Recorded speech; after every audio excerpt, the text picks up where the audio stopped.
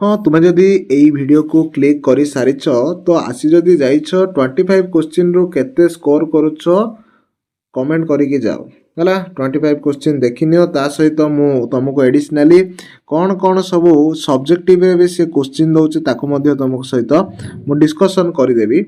ठीक अच्छे तो आरंभ करवा प्रथम क्वेश्चन रु देखिबा तुम केते स्कोर रखुछ 25 टी रु केतरा तुम ठीक कर पारछ आ को जगह तुम भूल करुछ केउटी परिवेश मध्य थिबा अंतः निर्भरशीलतार केन्द्रबिंदु ए चार्टा ऑप्शन रो कोटा केन्द्रबिंदु बोली कहला आमे जानिचंती मनुष्य होची सबुथिरा हमर कोन केन्द्रबिंदु बोली भौतिक परिवेश प्राद्योग्य और अनुष्ठानर केन्द्रबिंदु होची मनुष्य प्रथम पेज रे ही देइची संबलर पाठर हैला।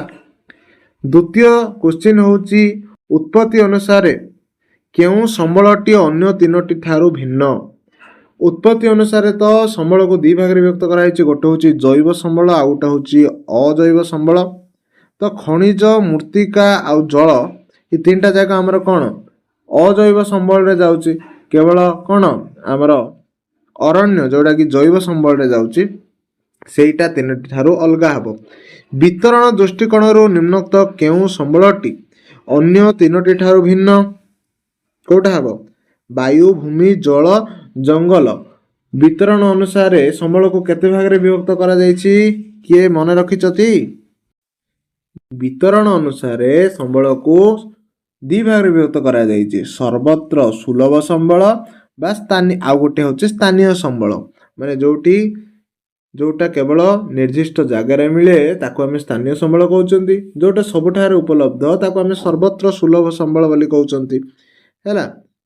तो अन्य तीन ठारू भिन्न केउंटी हबो जदि आमे सर्वत्र सुलभ संबल देखिबा भूमि जल वायु ये तीनटा जाक सबुटी अछि किंतु हमर मृत्तिका खनिज पदार्थ एटा सबुटी माने उपलब्ध माने मृत्तिका कहउची खनिज पदार्थ कोउठी मध्ये उपलब्ध हेबो नाही हैला कि तो जंगल मध्ये सबुटी उपलब्ध हे परिबो नाही किंतु जल वायु भूमि सबुटी उपलब्ध हो पार जंगल हो पार ना सब जगार जंगल ना मरुभूमि रे जंगल ना जल ना मरुभूमि रे आमे एते क्रिटिकाली गले तो हबनी प्रति क्वेश्चन आंसर किंतु मन रख सर्वत्र सुलभ संबल जोटी सबुठारे माने सर्वत्र भाव रे मिलुची जेमिति कि भूमिटा मिलिबो जलटा मिलिबो वायु मध्ये हमकु मिलिबो हैला जंगलटा मिलिबो नाही।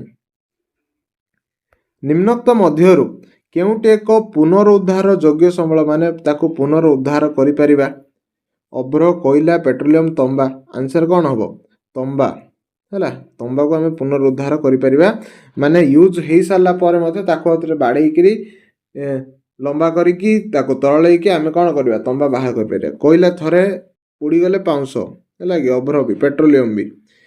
भारतीय रेलपथ केउ प्रकार संबल अंतर्गत रेलपथरा को प्रकार संबल रे जातीय संबल पूरा देश यूज करुची हैला। उपकूल ठारू समुद्र आड़ को प्राय केते किमी जलभाग जातीय संबल अंतर्गत एटा मु कहिची कौन कहितली ना 12 नॉटिकल माइल बा तार साइड रे हमर बही रे कौन देइची गोटे ब्रैकेट भीतर देइची जे प्राय 22.2 किलोमीटर वाली देइची तो आंसर कौन हबो 6 बी हबो। आर जदि क्वेश्चन अर्थ बुझे चेष्टा करिबा उपकूल ठारू समुद्र आड़ को माने एपटे केवल माटी अछि हैला एपटे समुद्र अछि तो ये समुद्र एरिया रे केते अंचल जाई सरकारंकर हस्तक्षेप रहिबो तो 22.2 किलोमीटर जाई। निम्नत मध्यरु केउटी उभय व्यक्तिगत और गोष्ठीगत संबल चाष जमी पुष्करणी खेल पड़िया गचर भूमि पुष्करणी माने व्यक्तिगत भी हे परिबो आ कोन गोष्ठीगत माने निजर भी हे परियो पर्सनल भी हे परियो समस्तंकर यूज पई पुष्करणी मध्य रहिछि। भारतर समुदाय भूभागर प्राय शतकड़ा केते भाग मालभूमि अछि 27 भाग मालभूमि अछि। मोर जो भूगोलर संबल पाठटा मु डिस्कशन करछि त टोटल 19 टा क्वेश्चन रे मु ए सब प्रकार जिनिस को कवर करि सारछि जो माने देखि नांती अति शीघ्र जाई के देखंतु। हां आ पिला माने जो माने चाहउछन्ती गोटे आमे गोटे क्रैश कोर्स स्टार्ट करिबा जो थिरे त माने किछि भी पढिनो किंतु लॉन्ग क्वेश्चन को आमे से गुडा को डिस्कशन करि के मन रखिबा तो चाहूले बहुत मात्रा रे सब्सक्राइब करंतु आ वीडियो को पूरा देखंतु आउ मते जणांतु जे आमे करिबा कि नाही।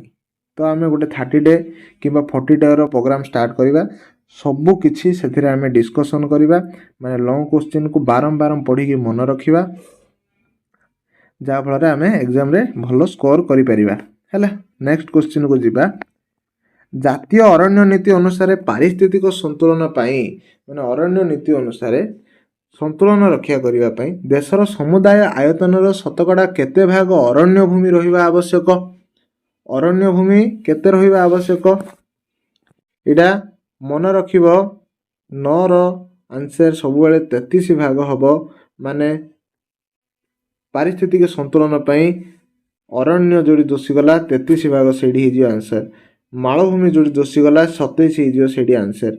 निम्नोक्त राज्य मानक मध्यरु केउटी रे अधिक अरण्य रहिछि अधिक अरण्य कोउथिरे रहिछि इटा समस्ते मन रख सबुठारु अधिक अरण्य रहिछि अरुणाचल प्रदेश हैला।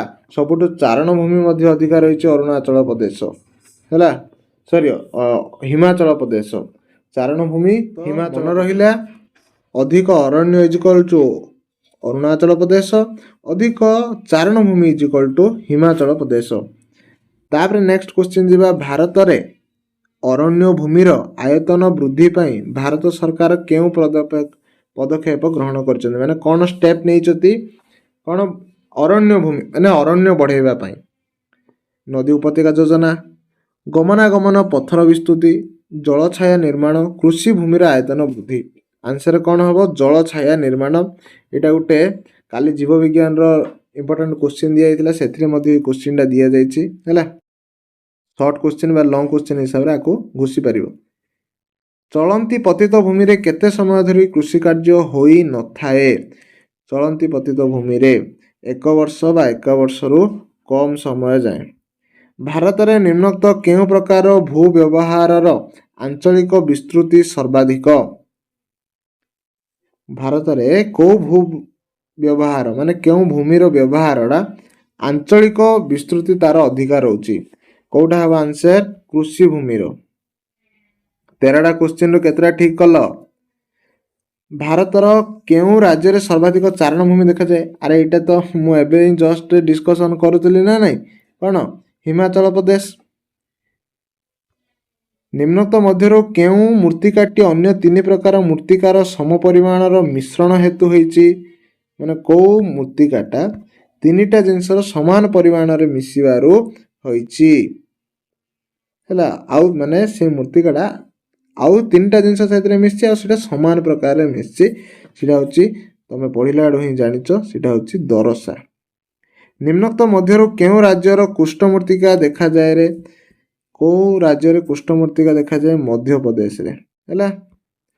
लोहित मूर्तिका पाई लोहित मूर्तिका सृष्टि पाई केउ उपादानटी मुख्यतः दायी होची आंसर हबो लौहटा।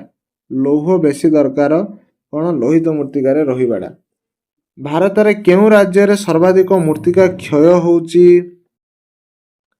राजस्थान रे कोथरे राजस्थान रे मूर्तिका क्षय होची बाली जाको उड़े धरि की पळुची बा मूर्तिका को उड़े धरि पळुची पवन। मूर्तिका रे निम्नोक्त केउ विशेषत्व अन्य 3टी ठारो भिन्न कोन भिन्न हबो लवणताडा भिन्न हबो कारण छिद्रता रंग संरचना एटा अलगा कारण जोगुरु सृष्टि होची लवणता अलगा कारण जोगुरु सृष्टि होची। लाइसेंस फी उच्छेद केउ अर्थनीतिर वैशिष्ट्य लाइसेंस फीडा पढ़ी आमे जदि पढ़ी नाहंती तमे जदि रिक्वेस्ट करिवो वीडियो आनिबा उदारीकरण नीति जेतला लागू होइतिला सेतला लाइसेंस फी माने जो हमको लाइसेंस पई पैसा देबा पड़थिला ताको फ्री करा जायतिला फीडा हैला। केउ मसिया रे भारत रे नूतन आर्थिक नीति प्रवर्तन करा जायतिला नूतन आर्थिक नीति केबे प्रवर्तन करा जायतिला 1991 मसिया रे। 21टा क्वेश्चन हे गलानी केते कार स्कोर रहूची मन रखिता शेष रे कमेंट रे जणाइबो।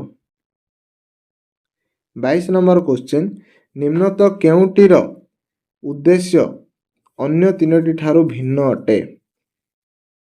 जोतर सर्वोच्च सीमा निर्धारण कृषि भूमि को जलसेचन सुविधा, जमीदारी उच्छेद, भूमिहीन कृषि श्रमिकों को सरकारी जमी प्रदान। आंसर कौन हम?